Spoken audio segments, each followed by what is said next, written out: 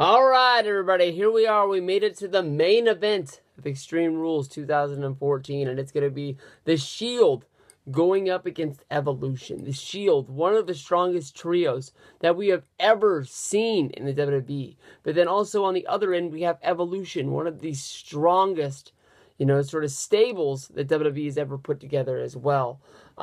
There's so many things that I could go on about this match. I can go on for days, especially after watching the Ric Flair promo on Monday Night Raw. I do think that something was funny with Ric Flair along the way. I don't know if maybe he, disappeared at Monday Night Raw. I'm not one to, point fingers and say that Ric Flair was on drugs. I don't want to go as far as some people have said about that. But Flair definitely was a little bit weird. Maybe he disappeared into a dressing room and, Grandpa's cough syrup somewhere along the way. It just didn't seem like the Ric Flair that I have seen in the past. It definitely wasn't along the same lines of a promo that he gave when he was at Old School Raw. Earlier, it wasn't the promos that when he came back from TNA and he was with The Miz. He was on a whole nother planet, even when it comes to Ric Flair standards. It just didn't make sense to me. And we can see that, when you look at Evolution, you think of Randy Orton, you think of Batista, you think of Triple H. I don't know how many titles these guys have had. I think, Triple H has been 14-time World Heavyweight Champion. Orton's probably somewhere around 10. Batista's had his good couple of runs himself. I mean, that's a lot of champions on one team. And, the Shield is no, being champion is not weird to them. They were tag team champions with Seth Rollins and Roman Reigns for a good long while. Dean Ambrose has held the United States Championship for over a year. I am excited to see his 3-on-1 match at SmackDown tonight. I stayed away from the spoilers from the one reason of I wanted to see this match. I wanted to see, what was going to happen and what went down. He's fighting against, who's all in that match? Ryback, Curtis Axel, and Alberto Del Rio. 3 guys that don't have a match on Extreme Rules. And there's a lot of matches on this show. I don't even think that they could have a United States Championship match. Even if somebody does beat Ambrose along the way, I think that it's just sort of going to get lost in the shuffle. I hope that Ambrose keeps the United States Championship, but at the same time, it's a belt that he doesn't need. It's hard to even really think up unless you go to house shows. Thinking of when his last United States Championship match was. The last one to me that really mattered was SummerSlam. So, I mean, that was a good 7 months ago off the top of my head without, breaking out a calendar and doing the math. I think that you could tell by, the Ric Flair promo when, he put over Evolution and then he went over and he put over the Shield. The Evolution isn't as strong of a unit as we might think. These guys might have been friends and they might have been buddies years ago around WrestleMania 20 to WrestleMania 21. But, there's a lot of friction between these guys. Maybe these guys don't even really believe in each other. Maybe all 3 guys are really looking for the limelight. But they thought it was a guarantee that their buddy Ric Flair was going to come down and basically say that they were going to win this match and the Shield needed to watch out. And here they are basically telling Evolution that these guys are the future. These guys are the ones that you need to watch out for. And, you guys might be in trouble when it comes Sunday because you guys might be run over by the freight train.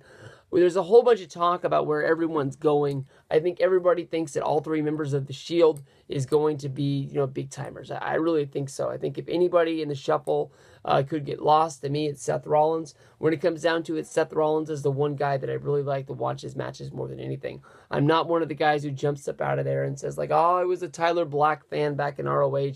I watched his whole career before he even got into the WWE as Seth Rollins in the Shield. But, I've seen some stuff and it's good.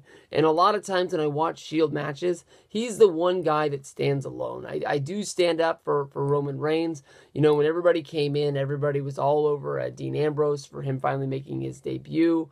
Everybody said that he was going to be a big-time guy. They loved him watching him watch the Indies and I think CZW. Seth Rollins had the Tyler Black thing in ROH and nobody was really talking about Roman Reigns. So I said, fuck it.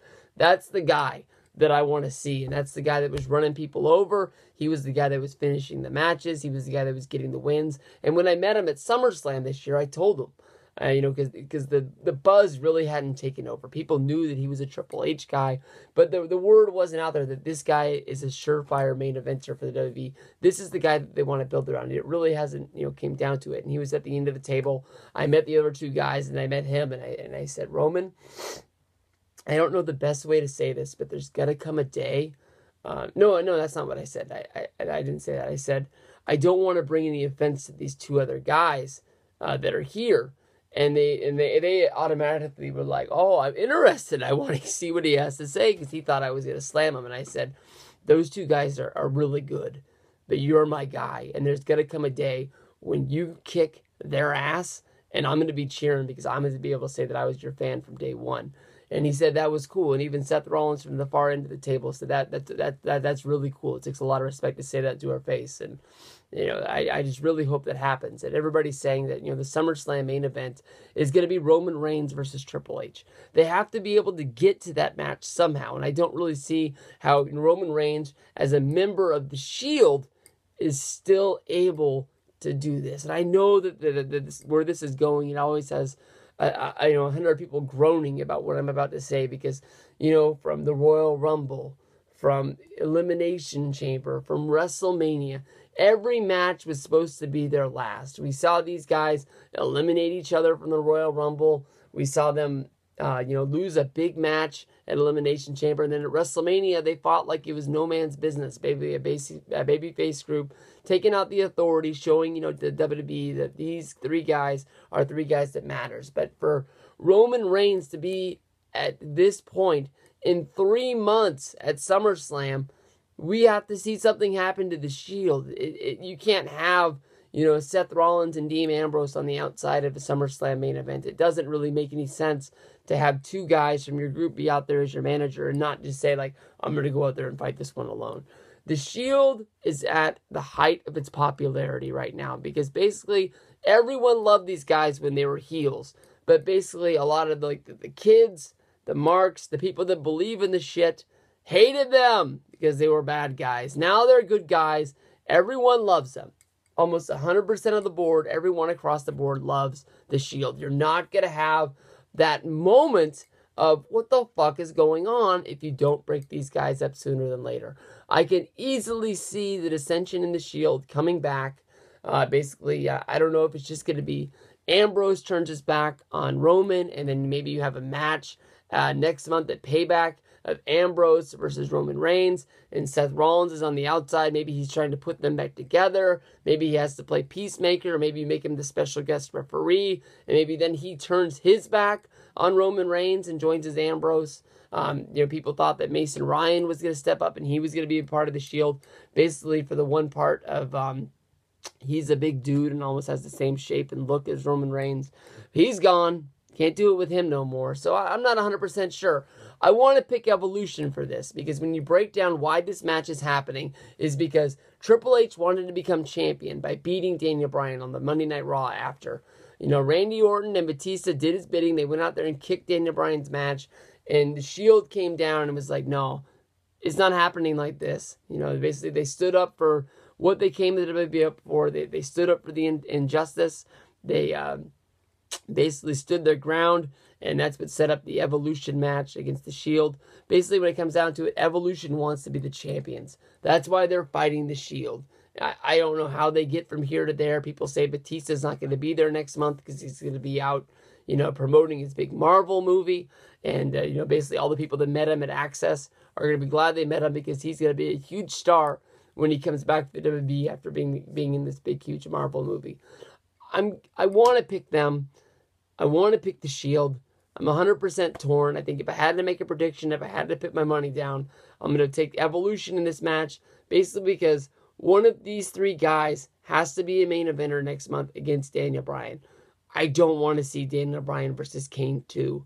Please help me on this. I think this is going to be a great show. Like I said in the very beginning of this string of videos, is that this show is basically free. I think that almost 100% of the people who watch this video, a good number of you, already have a WWE Network. You've been signed up since February, since the day after Elimination Chamber. It's not like you're really having to call anybody and pay $10 to watch this show. You're already knowing that $10 is going to come out of your month on the 20-something of this month.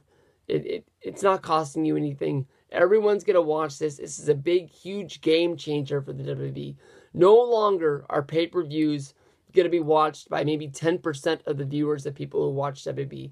There's a chance for everyone that watches Raw, everyone that watches SmackDown, your Total Diva viewers, people who watch Main Event, your Slam City people, everyone's going to watch this. This is a huge game changer. I know this video is a month late, but it wasn't like this for me for WrestleMania because I had a ticket, I had a plane ticket, I had a seat, I had a hotel. I was in New Orleans. I didn't get to watch it on the network. I think we watched it when we got back into our hotel room because we wanted to see Undertaker versus Brock Lesnar one more time. We couldn't believe what happened when we were there. We had to see if it really happened on the footage. But this is going to be fun. This is going to be awesome. Big shout outs to all my friends out there. And it's going to be awesome. I mean, it's just really going to be fun that everybody has a chance to see the shows. People aren't going to be scouring YouTube. People aren't going to be downloading, torrents. It's just no more streams. Just, it's you and your TV. Call your buddies over. Order some pizza. Cook up some hot wings. Go get a keg of beer. It's awesome.